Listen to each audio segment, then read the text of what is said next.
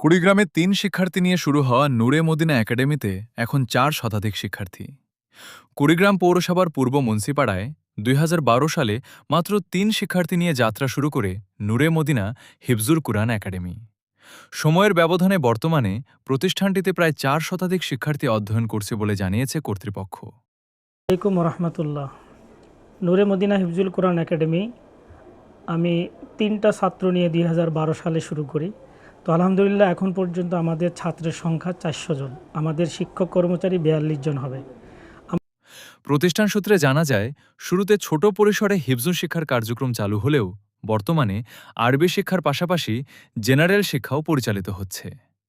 আবাসিক ও অনাবাসিক ব্যবস্থায় পরিচালিত এই প্রতিষ্ঠানে হিফজ বিভাগ ছাড়াও চট্টগ্রাম বোর্ড পরিচালিত নূরে মদিনা শিশু একাডেমির অধীনে প্লে থেকে চতুর্থ শ্রেণী পর্যন্ত পাঠদান কার্যক্রম চলছে।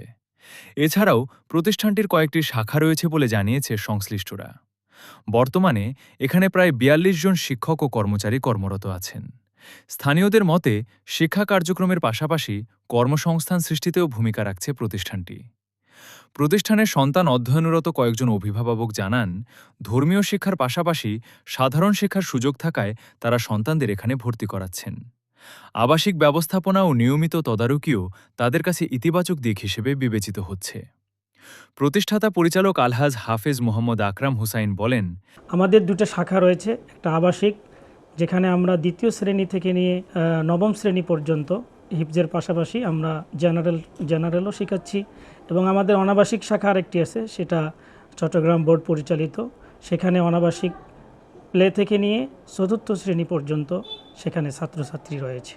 তো আপনারা সকলেই আমাদের জন্য দোয়া করবেন, আল্লাহ যেন নূরে মদিনা হিফজুল কোরআন একাডেমি আল্লাহ কবুল করেন, আমিন।